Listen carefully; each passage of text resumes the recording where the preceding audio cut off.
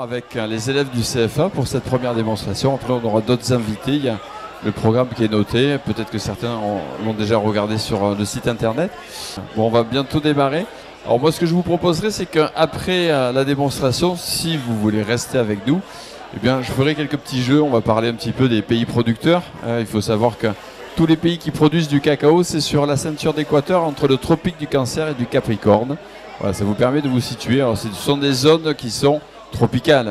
Voilà. Le cacaoyer pousse. D'ailleurs, vous avez une photo qui est juste ici. C'est l'arbre. Donc, on peut l'appeler le cacaoyer ou le cacaotier. Et en fonction des pays où sont produits ces fruits qu'on appelle... Comment ça s'appelle le fruit du cacaoyer? Alors, monsieur me dit... J'ai entendu, mais c'est pas ça.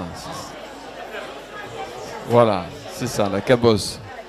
La cabosse, et à l'intérieur de la cabosse, il y a des fèves. Voilà, très bien. Et après, on parlera un petit peu des étapes, je vous poserai des questions. Alors, on fait beaucoup de parallèles avec le vin, parce que quand vous êtes invité, ou si vous êtes invité chez des amis, vous allez peut-être arriver avec une petite bouteille de vin, parce que vous avez envie de leur faire découvrir un vin que vous appréciez, un vin de qualité, etc.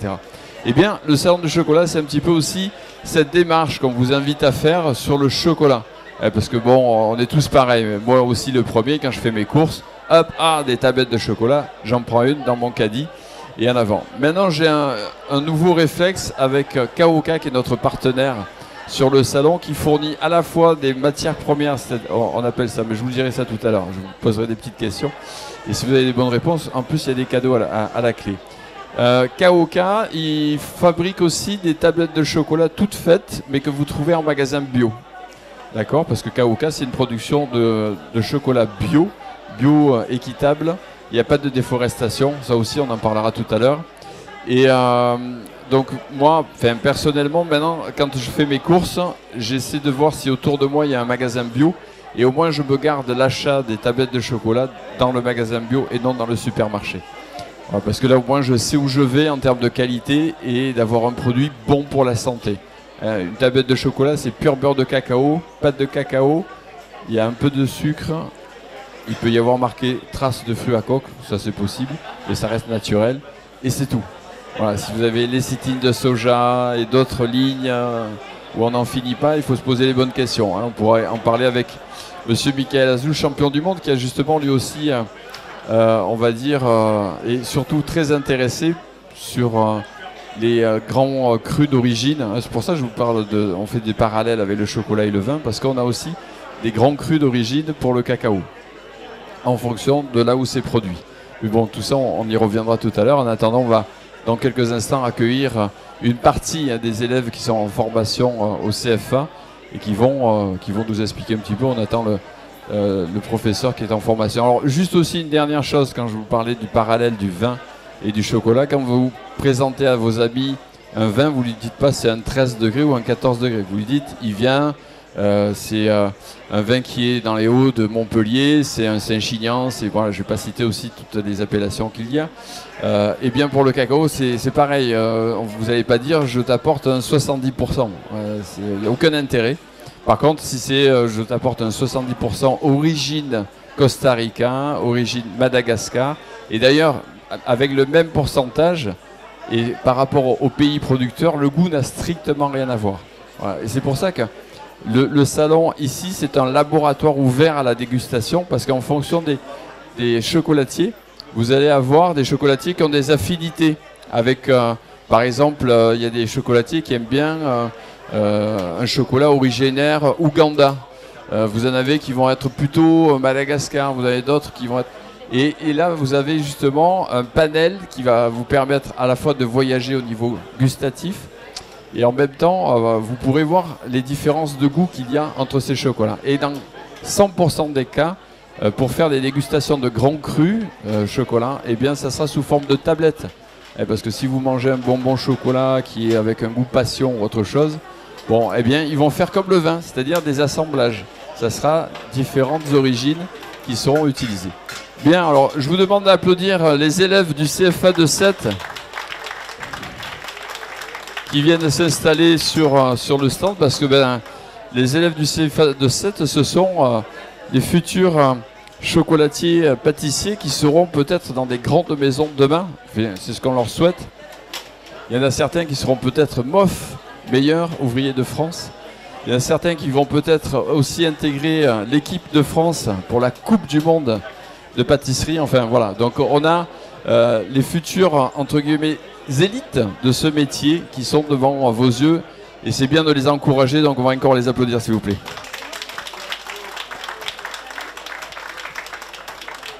Alors on va faire les présentations. Enfin, moi je regarde, il y a Hugo Schmitz qui est juste là, qu'on applaudit s'il vous plaît Hugo. Johan Gosseran et Solène Reddy. Voilà. Et puis il y a une autre camarade qui va venir et je vais vous présenter aussi Evan qui est le formateur. Donc c'est lui qui transmet le métier de chocolatier. Avance-toi Evan. Voilà, s'il vous plaît, Evan, formateur au CFA. Donc Evan, tu vas peut-être un peu expliquer ton parcours. Avant d'être formateur, toi aussi tu as été formé. Et maintenant c'est toi qui formes. Voilà, c'est la transmission du savoir, du savoir-faire, de toutes ces astuces, ces techniques qui font que ces jeunes seront demain, comme je le disais, peut-être dans des palaces, sur des bateaux de croisière, à l'autre bout du monde, c'est ce qu'on peut leur souhaiter, meilleur ouvrier de France, champion du monde chocolatier, etc. Voilà, je te laisse le micro, puis tu vas un petit peu expliquer au public ce qui va se passer cet après-midi. Parfait, très bien. Bonjour à tous. Donc, je me présente, Evan Rudolph, je suis formateur pâtissier chocolatier au CFA Nicolas Albano. Donc comme a dit Ricardo, effectivement la transmission c'est important, au même titre qu'on me l'a transmis dans le passé. Donc j'ai fait ma formation au sein des Compagnons du Devoir, donc mon apprentissage et mon Tour de France. À la fin de mon Tour de France, donc j'ai quitté ma région l'Alsace, donc durant tout mon Tour de France, et je suis venu m'installer à Nîmes pour la fin de mon Tour de France et ma sédentarisation. J'ai pu intégrer l'ENSP où j'ai été assistant des démonstrateurs et des champions du monde pendant 1 an. Donc j'ai encore parfait mes connaissances et mes compétences durant cette année pour après devenir formateur et donc retransmettre tout le savoir que j'ai pu acquérir. Donc, comme disait Ricardo, je rebondis là-dessus, c'est très très important de transmettre au fur et à mesure de génération en génération si on veut être capable de pouvoir voir notre métier perdurer. Donc aujourd'hui nos 4 apprentis en formation CAP chocolatier vont vous faire des enrobages de palais de nougatine. Donc c'est un produit de confiserie à base d'amandes, de fondant et de sucre, donc comme on trouve sur les pièces montées. De l'autre côté, nous avons 2 autres apprentis qui eux finissent de mettre au point le chocolat et venir enrober des ganaches infusées à la thé fruits rouges. Alors je vais rebondir par rapport à ce que tu dis et les termes que tu utilises quand vous avez des productions de cacao. Eh bien bon, je ne vais pas parler de toutes les étapes, ça j'en parlerai après la démonstration, après ce qui s'est passé, parce qu'on va faire des petits jeux, je vais poser des questions, il y aura des cadeaux. Donc ils vont couvrir, et justement quand on travaille avec un fournisseur qui fournit donc au CF1 donc, cette matière première qui a été travaillée déjà par les producteurs, eh bien on appelle ça la couverture. Exactement. Voilà, quand un chocolatier qui est ici va appeler son fournisseur, alors, il y en a plusieurs, il y a des grandes maisons, il y en a qui sont plus petits. Kaoka, voilà, par exemple, fait partie des cacao féviers. Bon, tant pis, j'ai dit le mot. Vous avez torréfacteur pour le café, vous avez cacao févier pour la personne qui va faire la dernière étape de chocolat. Mais après cette étape de chocolat qui est sous forme de petits palets, on va dire, c'est un autre mot, mais ça je vous poserai la question aussi tout à l'heure. Evan est en train de sourire parce que bien évidemment il connaît toutes les réponses. Et on a donc un chocolat où il va falloir faire une mise au point pour arriver à ce que toutes les molécules soient coordonnées ensemble pour avoir du brillant, du cassant. Exactement. Et ça, tu vas expliquer ce qui se passe. Le chocolat se résume en 3 étapes. Donc la première c'est la fonte. Si vous voulez, le chocolat, vous l'avez peut-être déjà vu, des chocolats de Pâques, des chocolats de Noël. Au fur et à mesure des semaines et des jours, ils blanchissent. Le chocolat est encore très bon. C'est juste qu'il est décristallisé. Dans notre chocolat, nous avons plusieurs molécules, en l'occurrence 5 différentes. Ces molécules-là ne sont pas stables au même moment. Donc le chocolatier, ce qu'il va devoir faire, c'est faire fondre l'ensemble de son chocolat pour décristalliser toutes les molécules. Ensuite, on le redescend à une certaine température, car elles ne cristallisent pas à la même température. Donc on descend au plus bas pour cristalliser les premières, on remonte pour cristalliser les dernières en un seul ensemble. Si elles sont séparées, on va avoir soit du blanchiment gras, donc le blanc que vous pouvez voir remonter à la surface, soit des petits cristaux de saccharose qui remontent à la surface. Et là, c'est un blanchiment cristallin. Donc le chocolatier doit faire très attention à ces paramètres-là déjà de température, après à l'hygrométrie de la pièce et également la température. Si ces facteurs ne sont pas réunis, avoir un chocolat brillant cassant, c'est compliqué. Car la caractéristique d'un bon chocolat, c'est qu'il doit être brillant, croquant, cassant. Alors Evan, bon, moi je suis à côté de Hugo. Bonjour Hugo, ça va? Bonjour, oui, ça va. Ça va, bon, il a pas l'habitude d'être dérangé. Hugo, mais raconte-nous un petit peu, hein, parce que tu es en formation avec Evan. Bon, est-ce qu'il est... Bah, il est sympa comme formateur. Ouais, ça va. Ouais, ça va. Hugo, ça fait combien de temps? Parce que ce qu'il faut savoir, c'est ceux qui sont en chocolaterie, C'est ça. ils ont déjà un niveau pâtissier. Ils ont déjà tous le diplôme. Oui. Ouais, c'est ça. Il n'est pas très D'accord, bavard, il est pas non, très c'est pas bavard, le plus hein. loquace. Ouais, mais c'est pas le plus grave. Alors, ça fait. Tiens, alors, donne-nous ton parcours. Ça fait combien de temps que tu pâtisses, comme ils disent à l'émission M6, le meilleur pâtissier? Ça fait 2 ans que j'ai fait un CAP pâtisserie, et là je suis en CAP chocolaterie en 1 an. D'accord, très bien. Et tu as dans quelle maison? Je change d'entreprise, mais je vais aller à la maison Gilles à Béziers. D'accord, Très bonne bien. chocolaterie. Ouais, bon, comme ça on fait les présentations, hein. Parce que ce qui se passe, c'est qu'il y a donc une semaine en formation au CFA. Et 2 semaines en entreprise, on Et est sur deux- de l'alternance. Voilà, il y a de l'alternance. C'est ça. Voilà, parce que ça permet, de toute façon, c'est la meilleure école pour apprendre un métier, c'est d'être Sur le complètement immergé Exactement. chez un patron qui va donner au quotidien des explications, des astuces, etc. Et puis après, la formation, voilà, c'est un complément, mais indispensable. Tout à fait, les deux sont vraiment complémentaires. En entreprise, ça va être la rigueur du travail, la production, la productivité, donc être rentable. Au CFA, on va vraiment prendre le temps d'apprendre la compétence, mais surtout de la comprendre. Les années ont évolué, la transmission n'est plus pareille. Aujourd'hui, un apprenant qui ne comprend pas pourquoi il fait telle compétence, il ne sera en aucun cas en mesure de la remettre dans une situation différente. Donc au CFA, on prend le temps justement de comprendre le pourquoi du comment. Donc on rentre dans la techno, la chimie, et on associe le tout avec la pratique. Bon, j'ai Johan à côté de moi, ça va? Bien vous. Ça va. Ils sont très bavards, hein. Ils ont tellement l'habitude d'être avec un micro. Johan, et toi, alors, ça fait combien de temps? Explique-nous. J'ai fait un CAP en 2 ans sur Annecy et maintenant je fais un CAP chocolatier confiseur. Et bon, alors déjà, tu as changé de région. C'est ça. D'accord, ok. Bon, voilà, oui, tu travailles où? Qu'est-ce qui a déclenché aussi le fait? Pourquoi tu fais de la pâtisserie et du chocolat? Qu'est-ce qui t'a inspiré? C'est quoi? Tu faisais, maman faisait des pâtisseries ou la grand-mère? Enfin, des fois, c'est ça, hein, c'est des souvenirs d'enfance et puis d'un coup, il y a un déclic de se dire, tiens, j'ai envie de faire ce métier. Bon, pour la pâtisserie, je sais pas trop, mais la chocolaterie, j'ai mon oncle qui tient une chocolaterie et ça m'a énormément boosté là-dessus. Il est où ton oncle? Il est vers Annecy. D'accord, très bien. Bon, on peut les applaudir déjà, hein, tous les deux, hein, ces deux jeunes hommes. Et en ce moment, tu es dans quelle entreprise? À la chocolaterie Gonzalez à Jacou. D'accord, chocolaterie Gonzalez à Jacou. Mademoiselle, comment ça va? Ça va très bien, merci. Bon, alors pareil, bah oui, les mêmes questions, hein. Tout va bien, détends-toi, hein. Oh, mais je suis très détendue. Bah, super, très bien. Alors, explique-nous un petit peu ton parcours. Bon, moi, c'est un peu particulier. Du coup, j'ai fait un bac ES. Ensuite, j'ai fait un an de licence d'histoire. Ça m'a pas plu, donc je suis partie faire mon CAP pâtisserie en 2 ans.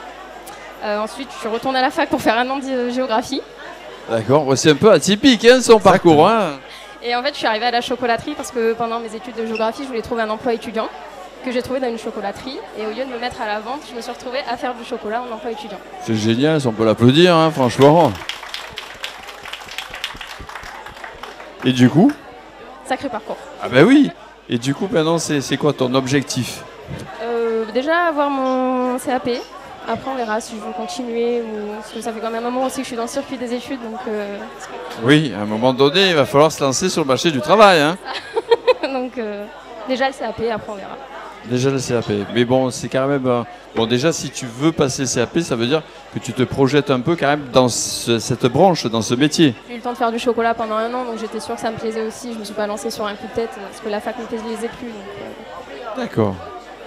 Très bien. C'est marrant, hein, ce parcours. Hein. C'est parcours atypique. Mais alors... Ben oui, Exactement, c'est vrai que tout arrive. On fait des grandes écoles, des grandes études, et puis à un moment donné, on se dit, tiens, si je travaillais peut-être une matière, aller à l'essentiel, me former là-dessus, éveiller ma créativité. Comme quoi, après le bac, on n'est pas obligé de faire la fac, on peut faire des CAP. Mais oui, tout est possible. Souvent, le CAP, malheureusement, c'est vu pour des personnes qui ont un niveau un petit peu inférieur, comme on m'a beaucoup dit au lycée, mais pas du tout. Oui, c'est vrai qu'à une certaine époque, on disait, bon, ceux qui vont faire un CAP, entre guillemets, c'est pas voie de garage, mais pas loin, quoi. Voilà, c'est pas un intellectuel, on va le mettre à apprendre un métier. Alors que ce sont des métiers enrichissants, passionnants, où on en apprend. C'est des métiers en fait où on en apprend tout le temps, n'est-ce pas, Ivan? Tout à fait. Je vais juste revenir leur chercher un ustensile. Oui, pas de souci. Donc projection, donc c'est déjà le CAP. Après on voit. Mais tu es dans quelle entreprise? Alors moi je suis d'Avignon à la base, donc j'ai passé mon CAP pâtissier à Avignon et j'ai trouvé une entreprise sur Montpellier, le Diamant Noir. D'accord. Et Avignon c'était? Chez la pâtisserie du Pré. D'accord. Ok, d'accord. Très bien, parce que je crois qu'à Avignon il y a le Palais Noir. Le Diamant Noir, c'est la fille non, c'est la fille. Le Palais Noir à Avignon.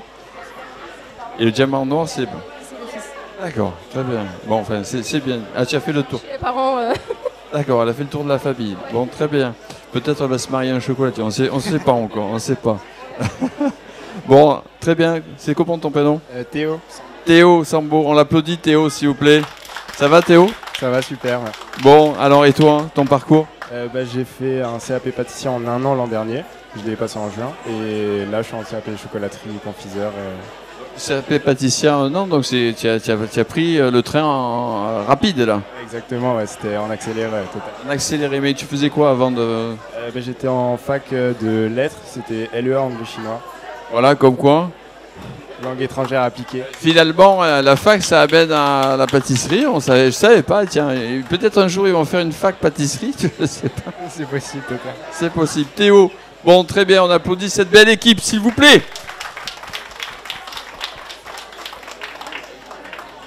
Alors, la base, tu nous rappelles un petit peu ce qu'il y a. Alors, voilà, c'est cette préparation qui est, on va dire, l'intérieur du bonbon. Oui, donc là c'est une ganache thé fruits rouges. Donc pour obtenir un produit comme ça, on réalise donc cette ganache à base de crème et de couverture. Mais pour donner du goût à cette crème, il y a plusieurs manières. Nous en l'occurrence, on a voulu travailler les infusions. Justement, on a voulu travailler donc 2 arômes cette année, le café et le thé sous forme d'infusion. Donc faire infuser le thé fruits rouges dans la crème pendant une certaine durée, la chinoiser et après derrière l'utiliser comme préparation pour faire notre ganache, donc une crème aromatisée. On a fait un mélange de 2 couvertures, couverture lait et couverture noire, pour obtenir un goût, un pouvoir sucrant et une texture adaptée à ce qu'on recherche. En l'occurrence, quelque chose d'assez fondant quand on l'a en bouche, mais en même temps quand même qui se tient et qui puisse être enrobé. Parce qu'il ne faut pas oublier, contrairement à la pâtisserie, le chocolatier, lui, ses préparations restent dans une température de 15 degrés. Le pâtissier, c'est les températures de 4 degrés, donc moléculairement, ça ne se structure pas de la même manière. Donc la ganache chocolatière est vraiment équilibrée de manière à se tenir et être en bouche avec le côté fondant. Ça va, tout se passe bien. Est-ce que vous avez des questions? Est-ce qu'il y a des questions dans le public? Non, apparemment tout va bien. Ok, ah monsieur, bah oui. Bonjour. Vous venez d'où? De Agde. D'accord, en local. Je voulais savoir, la graine de cacao, elle est marron à l'origine ou... Alors la fève, au début, quand on ouvre, vous avez une photo qui est là sur la droite. Vous voyez, on dirait que c'est blanc. Alors parce qu'il y a une petite pellicule sur la fève. Et quand le producteur de cacao a coupé sa cabosse en deux, il va goûter une fève. Et lui, seul, va savoir si c'est la période où on va pouvoir récolter. Voilà. Parce qu'il y a une période bien précise. Hein. C'est comme quand les vignerons, allez, c'est maintenant qu'il faut ramasser les raisins. Et bien là, c'est la même chose.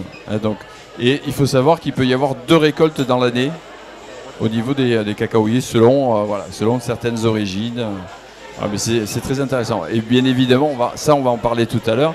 Entre l'ouverture de la cabosse et ce qu'on voit donc sur cette photo des fèves de cacao avec cette petite pellicule, il va se passer plein de choses avant que ça devienne la couverture qui est utilisée par les jeunes qui sont sur scène en ce moment.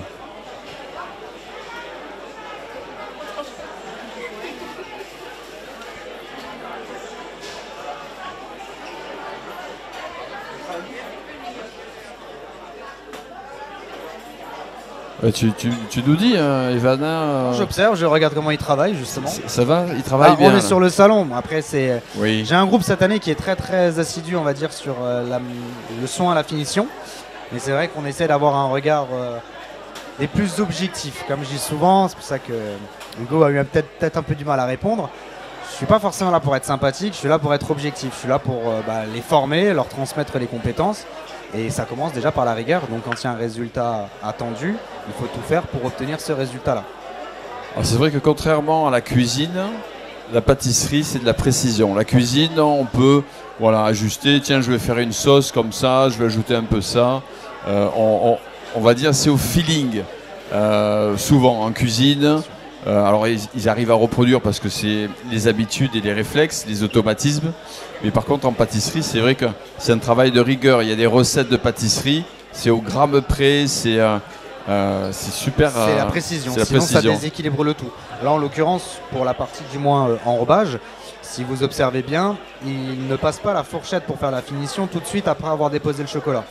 Justement, ils attendent un petit moment. S'ils le font trop tôt, le chocolat va retomber, donc ça va être trop léger au niveau du marquage. S'ils le font trop tard, ça va avoir du mal justement à faire cette forme-là et ça va pas être joli. Il faut vraiment trouver le bon moment pour réussir à avoir le chocolat qui se soulève, qui part en diagonale, donc en pointe, pour faire un petit relief. Donc c'est vrai que j'observe ça parce que c'est quelque chose qui est évalué le jour de l'examen. En l'occurrence, sur un bonbon comme ça, on regarde donc l'épaisseur, hormis bien sûr la mise au point, la brillance, mais hormis cette compétence tablage, mise au point du chocolat, on va regarder comment est-ce qu'ils vont tremper. Est-ce qu'il n'y a pas trop de chocolat? Est-ce que la couverture n'est pas trop importante? Est-ce qu'il n'y a pas de pied en dessous? Est-ce que ça déborde pas? Est-ce que le décor, ils le font correctement? C'est tous ces éléments qu'on prend en compte. Donc c'est vrai que moi, en tant que formateur, je les observe durant leur travail. Je suis énormément dans la formation par l'expérience, donc je les laisse aller à l'échec pour leur faire prendre conscience de pourquoi, qu'est-ce qui s'est passé, et justement pas le reproduire.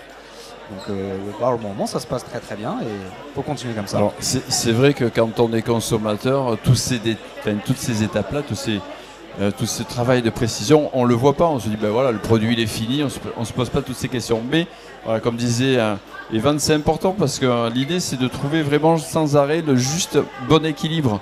Si on a une couverture qui est trop épaisse, alors oui on va croquer le bonbon, mais en matière qu'il y a à l'intérieur, il y aura un peu un déséquilibre.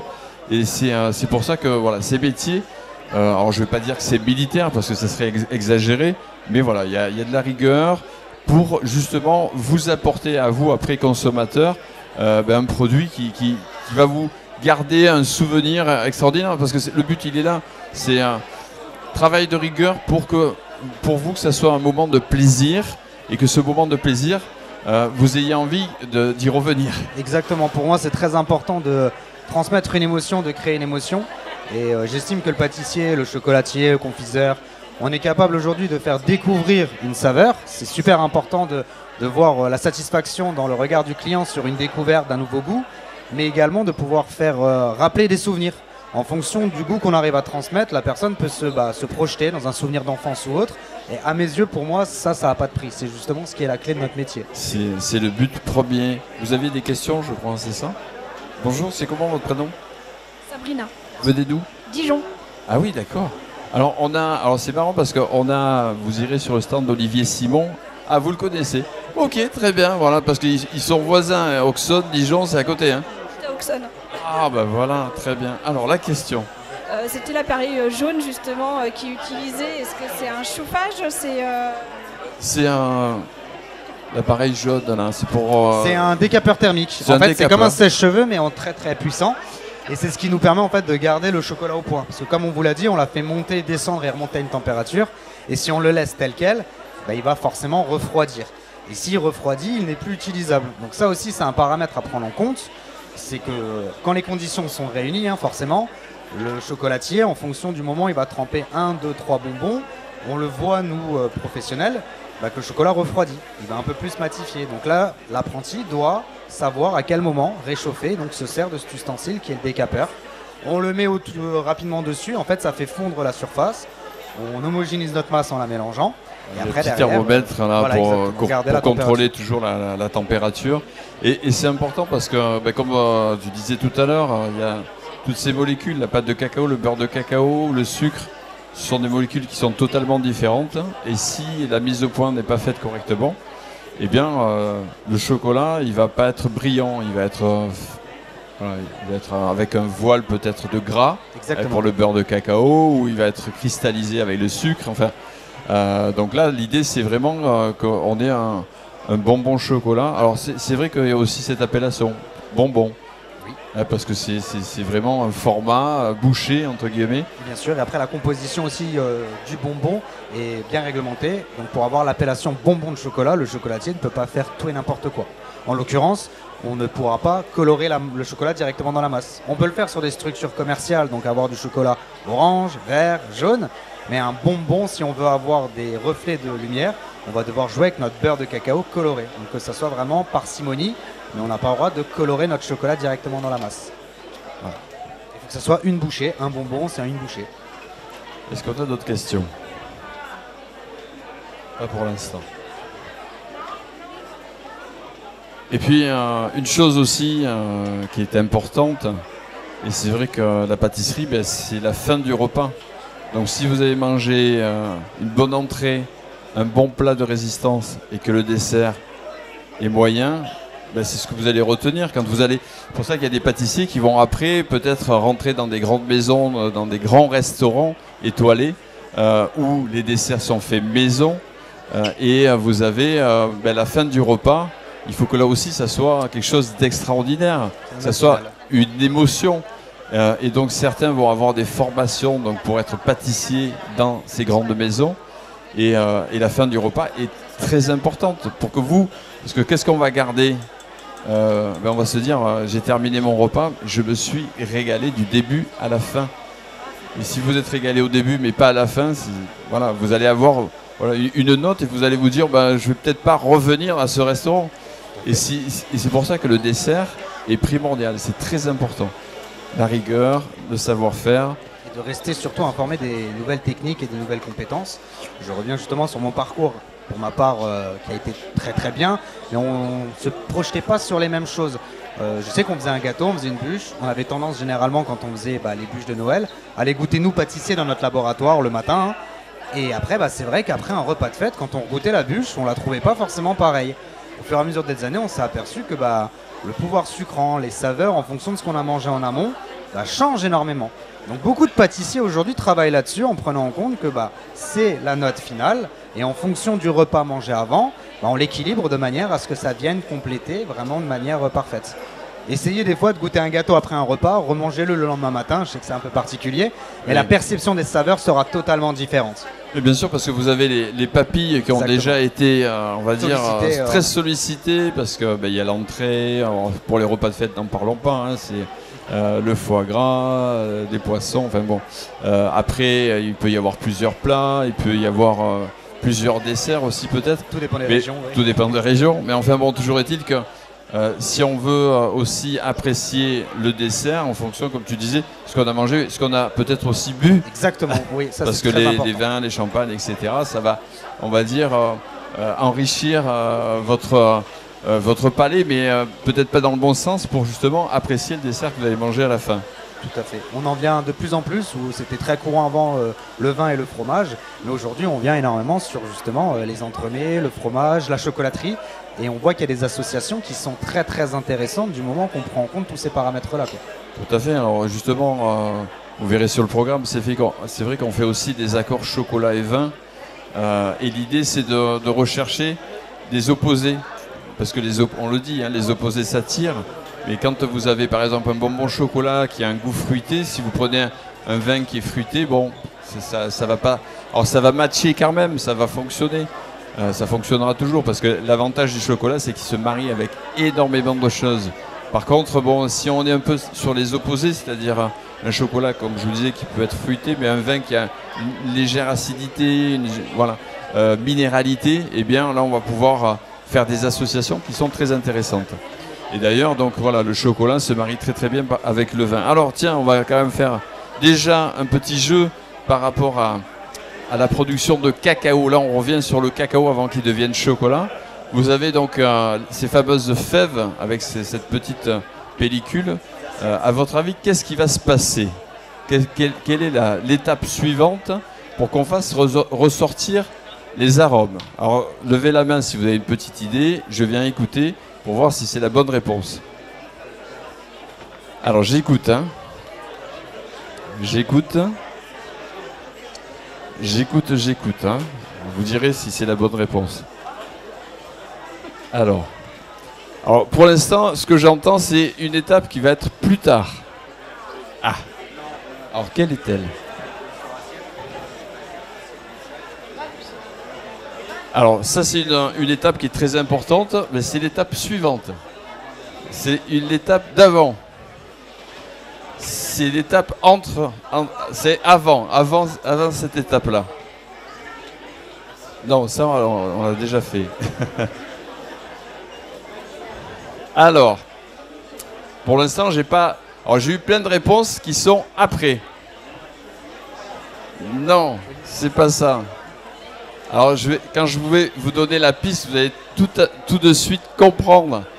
Je vous l'ai déjà dit tout à l'heure, on fait beaucoup de liens entre le cacao et le vin. Le raisin, qu'est-ce qu'on va faire quand on va faire du vin? C'est quoi la première étape? Là, non, mais quand vous avez récolté le raisin, on va le faire quoi? La fermentation. Bon, allez, on va dire c'est une demi-bonne réponse. Et oui, si vous voulez, comme il y a une partie gélatineuse, donc avec un taux d'humidité, on va les laisser fermenter pendant quelques temps. La fermentation va permettre de développer les arômes du cacao. D'accord? Et en fonction de certains pays, il y en a qui vont faire un peu plus de temps de fermentation que d'autres. Et tout ça, ça va jouer. C'est pour ça que c'est super intéressant et super enrichissant, parce qu'on a des similitudes avec le vin. Donc déjà, première étape, fermentation. Deuxième étape, beaucoup me l'ont dit, c'est la partie, une fois qu'on a fait la fermentation, on va laisser sécher. Voilà. Donc ça, c'est la deuxième étape. Et c'est pareil, en fonction des séchages. Alors, il y a un pays qui produit le plus de cacao dans le monde, c'est 80% de la production mondiale. Levez la main, mais ne dites pas de mots. Je veux juste écouter à l'oreille. Alors, j'écoute, hein. C'est pas faux, mais c'est pas le pays qui produit le plus de cacao dans le monde. J'écoute les réponses. J'écoute. C'est intéressant. J'écoute. Est-ce qu'il y en a d'autres qui ont une idée? Mais j'ai la bonne réponse. La dame au chapeau jaune. C'est comment votre prénom? Françoise. Vous êtes venue l'année dernière? Ah, c'est pour ça. Elle a bien retenu. Alors, le pays qui produit le plus? C'est la Côte d'Ivoire. C'est la Côte d'Ivoire. Et c'est pas le meilleur, malheureusement. Alors, 80% de la production, c'est pour ça que c'est super intéressant un salon comme celui-ci, parce qu'on apprend tout le temps quelque chose. Et vous allez apprendre plein de choses aussi avec, ici, les producteurs. 80% de la production mondiale, c'est la Côte d'Ivoire, pays d'Afrique. Et comme les industriels ont énormément de demandes, il faut que tout aille vite. Donc, la fermentation va très vite. Le séchage, il va très vite. Donc, du coup, des fois, il y a un peu trop d'humidité. Et il y a une autre étape qui est importante après le séchage. Certains me l'ont dit tout à l'heure. C'est la torréfaction, comme le café. Alors, justement, le métier de Kaoka, c'est ils vont importer les fèves de cacao une fois qu'elles sont séchées de différentes origines. On en parlera un petit peu plus tout à l'heure. Et c'est là qu'ils vont, eux, par contre, faire le travail. C'est un travail très précis aussi, la torréfaction. Pour là aussi, c'est une étape primordiale pour faire aussi bien ressortir les goûts du cacao. D'accord? Donc, cette étape est aussi très importante comme le reste que je vous ai expliqué tout à l'heure. Donc, pour revenir à la Côte d'Ivoire, comme ils font tout très vite, ils sont obligés, entre guillemets, de presque trop chauffer cette fève de cacao. Du coup, c'est un chocolat qui est très amer. Et du coup, ils sont obligés d'ajouter plein de choses. C'est pour ça que sur les tablettes que vous achetez dans les supermarchés, il y a ça et ça. Et malheureusement, alors le chocolat, il est bon du coup, parce qu'ils ont ajouté tellement de choses pour lui redonner son bon goût. Mais malheureusement, pour la santé, c'est pas terrible. Voilà, si vous mangez du chocolat, s'il y en a qui me disent je mange du chocolat, dès que j'en mange un peu trop, j'ai mal à la tête, vous posez pas trop de questions, c'est normal. Par contre, si vous prenez des chocolats Kaoka ou bien évidemment avec des artisans qui sont ici, là vous avez un produit qui est très très bon pour la santé d'ailleurs. Voilà, on en parlera, on fera venir Michael Azouz tout à l'heure, s'il a 5 minutes. Michael, je ne sais pas si tu as 2 minutes pour qu'on parle justement de juste la partie un petit peu très très bonne pour la santé. Il a travaillé avec le professeur Cabrol, cancérologue, avec le professeur Joyeux aussi. Donc ces personnes-là ont dit, Michael, c'est vrai qu'un chocolat pur beurre de cacao, pure origine, c'est très très bon pour la santé. Bien, donc la Côte d'Ivoire, mais il n'y a pas que la Côte d'Ivoire, hein, il y a d'autres pays autour de cette ceinture d'équateur entre le tropique du Cancer et du Capricorne, d'autres pays producteurs qui sont très intéressants avec, donc bon, les pourcentages, c'est intéressant, mais bon, sans plus que ça, hein, comme je vous disais, quand vous achetez un bon vin, vous achetez pas un 13 degrés, vous achetez un vin qui vient voilà, de différents terroirs. Et le terroir, là, pour le chocolat en question, enfin tout au moins pour le cacao, le terroir, ce sont les différents pays producteurs. Et même dans un même pays, par exemple le Pérou, vous avez des productions qui peuvent être en altitude. Eh bien, vous avez des goûts qui sont différents sur le même pays. Donc ça, c'est pour vous. Alors ça, c'est un pur origine qui vient d'une île. C'est un grand cru. Et ça vient d'une île où on parle le portugais. Ça commence par un S. Oula! De suite. Hein. Alors, la prochaine fois, levez la main, mais pas trop fort. Ne criez pas la réponse. Mais c'est la bonne réponse. Vous avez entendu? Non, c'est pas Salvador. C'est Sao Tomé. Vous étiez venu l'année dernière? Pas du tout. C'est pas grave. Alors, c'est bien. Ça veut dire qu'il y a des personnes qui s'intéressent et qui sont connaisseurs. Donc Sao Tomé, on parle le portugais. Alors il y a 2 îles, Sao Tomé et Principe, ce sont des îles où 100% de l'économie locale, je dis bien 100% de l'économie locale, c'est le cacao. Donc ce sont, comme on a la situation géographique, c'est un peu en dessous enfin pour vous donner une idée, c'est en dessous du Sénégal, hein, c'est un peu plus bas par rapport à l'Afrique. Eh bien, je crois que c'est pas très loin, Ouganda ou Ghana, enfin bon, mais c'est en face. Et bon, sur l'océan Atlantique. Et pardon L'Afrique, ouais, comme ça, ouais. C'est plus bas, ouais. C'est vous qui m'avez dit Sao Tomé, hein, voilà. Donc c'est du Sao Tomé. Vous pouvez faire un petit gâteau avec. Alors par contre, oui, excusez-moi. Alors il n'y a pas de meilleur chocolat. Ça c'est vous qui allez le déterminer. Alors, je vous fais voir justement. Les petites. Alors, moi je vous ai dit palais, ça a un autre nom. Comment on appelle ce produit? Alors, je vous ai dit couverture, mais c'est un autre nom. On appelle ça aussi des pistoles. Bonne réponse. Ah, très bien. C'est bien, je vois qu'il y en a qui suivent, qui veulent goûter à tout prix du Sao Tomé. Alors, comme vous pouvez voir, ces pistoles, je ne sais pas si ils peuvent faire un zoom avec la caméra. Devant, je sais pas, bon c'est pas grave. Donc ces pistoles, elles ne sont pas du tout brillantes, quoi. Je vais pas dire qu'elles ne sont pas jolies, mais donc ça c'est le cacao févier Kaoka qui va fournir ces pistoles et cette couverture, c'est-à-dire le chocolatier va appeler Kaoka. Est-ce que tu peux m'envoyer du Sao Tomé? Est-ce que tu peux m'envoyer du Pérou? Est-ce que tu peux m'envoyer alors on a aussi le Mexique, on a aussi tiens un pays d'Asie. Il y a quelqu'un qui m'a donné la réponse tout à l'heure. Eh ouais, vous avez entendu. Ouais. Non, mais bon, c'est pas grave. Mais à votre avis, quel est ce pays d'Asie qui commence enfin, ça fait maintenant quelques années, hein, ça fait maintenant pas loin d'une dizaine d'années qu'on a de plus en plus cette production qui vient sur le marché mondial. Non, vous n'avez pas la réponse. Bon, alors on va... Eh oui. Elle est là, oui. C'est comment votre prénom? Josiane. Josiane, c'est le?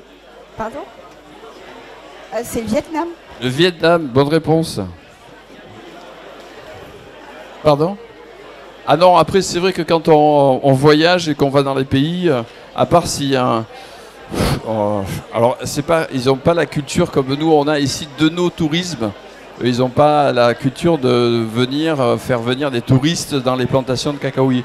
Et ça après ça c'est à vous de faire la démarche. Hein. Vous pouvez trouver un local et dire j'aimerais bien aller voir des plantations de cacaoyers et rencontrer les producteurs. Bien, alors je sais pas, j'ai plus personne, hein, je suis tout seul. Ils sont partis, ils se sont volatilisés. Bon, en attendant, ben oui, ils sont allés sur le stand. On les applaudit, s'il vous plaît, nos jeunes. On applaudit Evan. D'accord. Alors.